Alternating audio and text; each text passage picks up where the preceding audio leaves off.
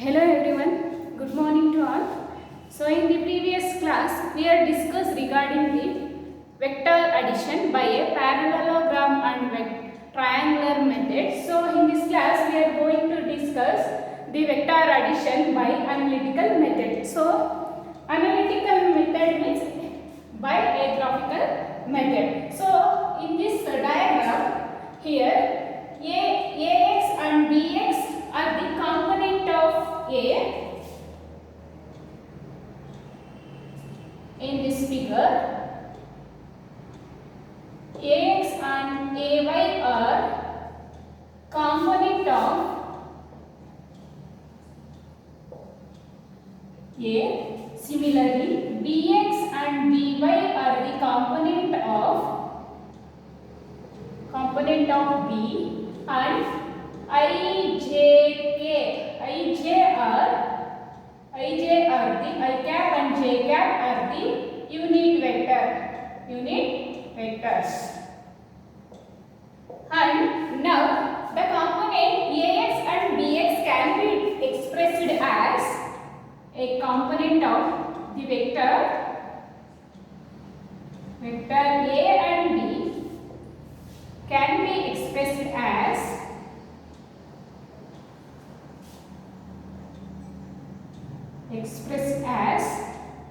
component of A and B is A vector equals to ax plus ax I cap plus ay j cap.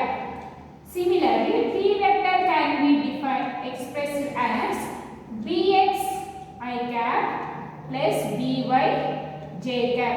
This is the vector A vector and B vector. Then the resultant vector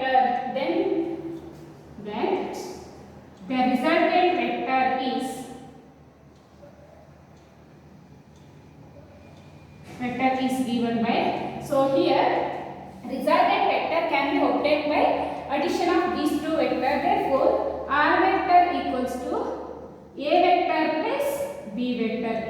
plus B vector. Now add these two vectors.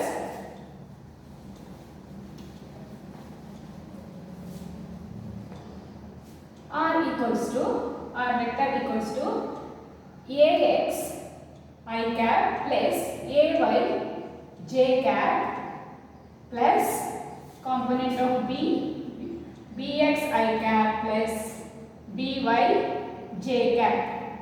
So here we need to separate a unit vector.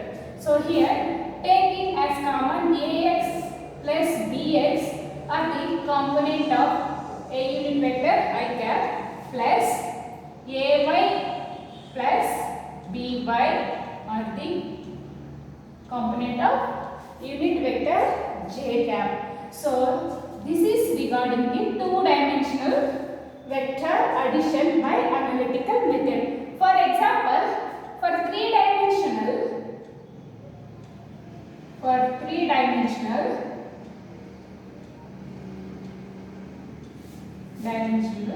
so here A vector is ax I cap plus ay j cap plus az k cap. Similarly, B vector as bx I cap by j cap plus bz k cap. This is a vector form of A and B in three dimension. Then the resultant means add these two vectors. Therefore, ax plus bx into I cap plus ay plus by j cap plus az plus bz k cap. This is about a three-dimensional vector addition by analytical method. And the next one is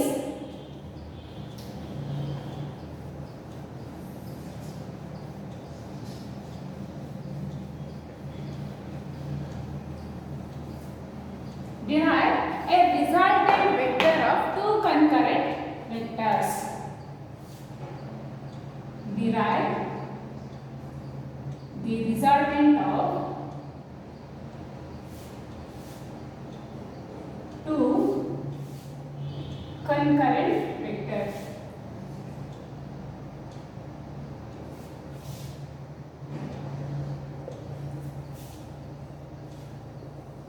So this is the diagram for this two concurrent vector. Concurrent means two vectors are initiate at the same point or a single point. Here A is the same initial point for both A vector and B vector. So here we need to find out the resultant vector of these two vectors. So we know that in the previous video class, resultant of these two vectors by a parallelogram method. So addition of these two vectors, the resultant AC gives us a resultant vector by a parallelogram method. So here also apply the same rules. Here in this diagram, in this figure, AD vector equals to A vector and AB vector equals to B vector and theta is the angle between A vector and B vector, and R is the resultant vector,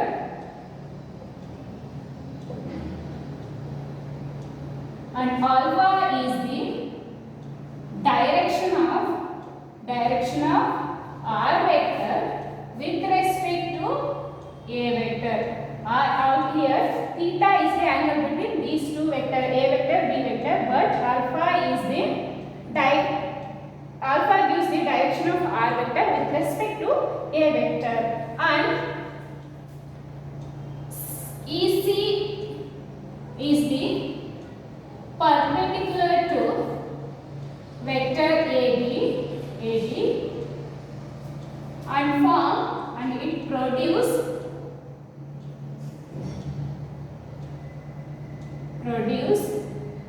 a parallelogram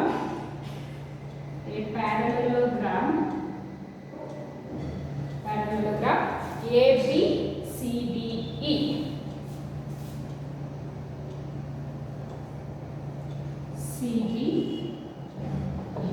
So here first we need to find out the magnitude of a resultant vector.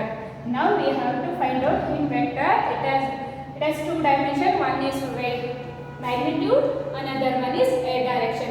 Then it is called as vector. First we have to find out the resultant magnitude of a resultant vector.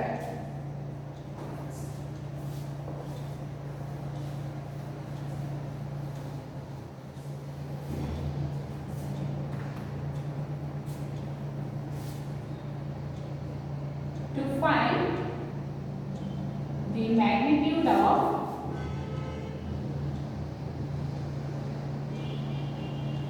resultant vector.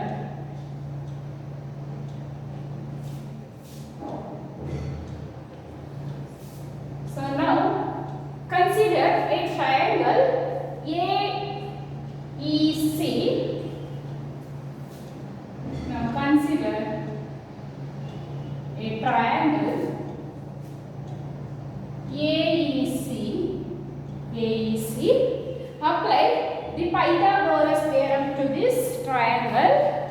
So here AC square equals to AE square plus EC square. But AE can be defined as AE equals to AD vector plus DE. So now substitute here AC vector. So AC square is equal to AD plus, instead of writing AE square, I write AD plus DE whole square plus EC square. So now this is in the form of A plus B whole square. Expand these two terms. AC square equals to AD square plus DE square plus 2AB into DE plus EC square. Now, so here AC stands for, here AC is resultant vector. AC equals to R and AD equals to AD. The value of AD is A. AD equals to A vector. So now substitute these two values to this equation. It is called as equation number 1. So here R square equals to A square plus DE square plus 2A into DE plus EC square. This is called as equation number 2. This is called as equation number 2. Now, similarly, consider, is called as equation number 1. So now consider a set the triangle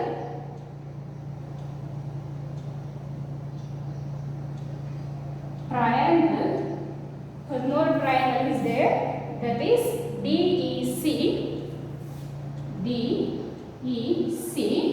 From this triangle,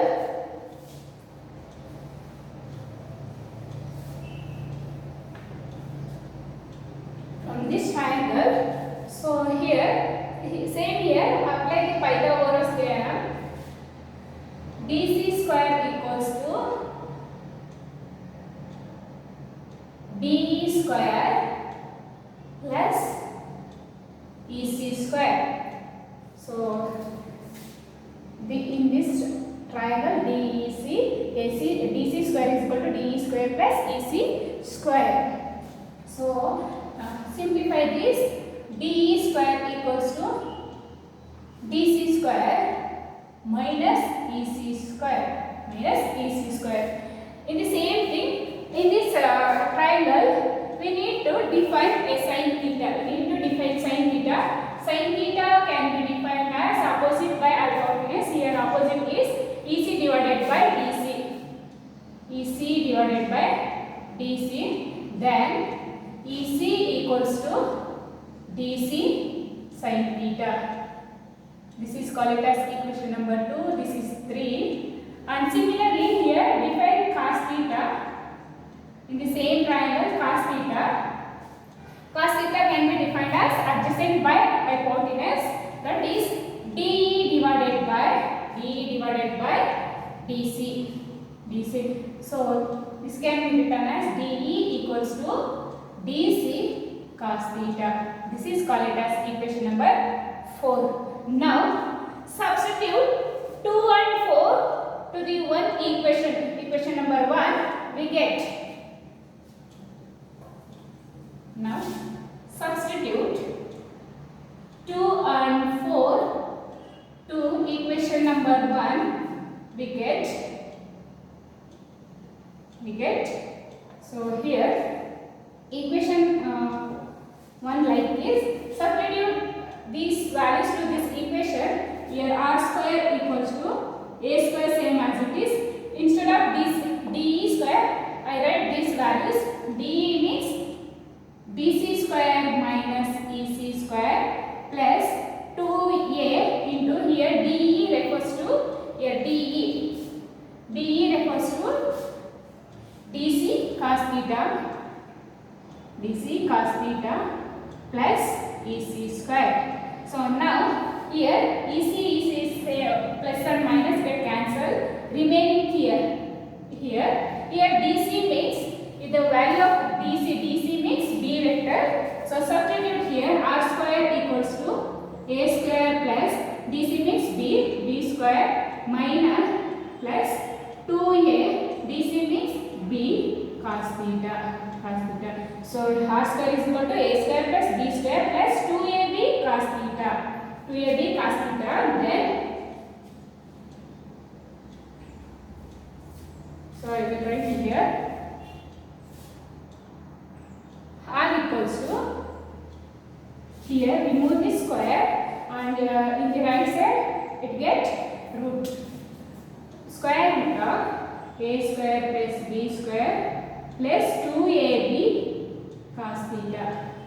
This is called as a magnitude of a resultant vector, and also this is called as cosine, law of cosine. This is called law of cosine. In the same way, now consider, in the same way we consider another triangle AEC. Now divide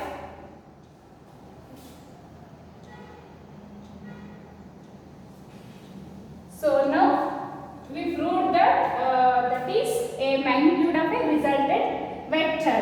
Next we have to find out the direction of resultant vector.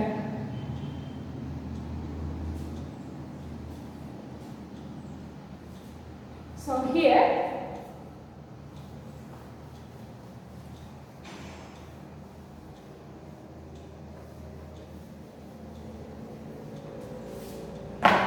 direction of resultant vector in this diagram. So in the previous diagram, so let us consider a tan alpha in the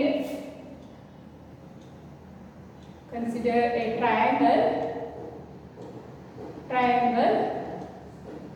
AEC. Tan alpha can be defined as in the previous diagram. Tan alpha means opposite by adjacent side. Opposite means EC and adjacent means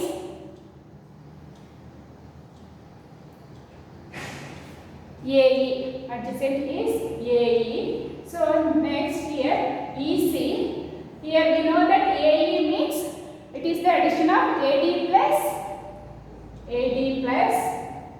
DE. So now we have to substitute value of EC and DE. Now EC means DC sin theta and AD means here AD means A vector plus DE means DC cos theta. Here we know that the value of DC is B vector. It is B vector. That's why B sin theta divided by A plus B cos theta. This is tan alpha. Here we need to find out the direction. Here alpha gives rise to a direction of a resultant vector. Then simplify this. Alpha equals to tan inverse of B sin theta divided by A plus B cos theta. This is the direction of a resultant vector, that is our vector. So it is in this case when the resultant is maximum. So in the previous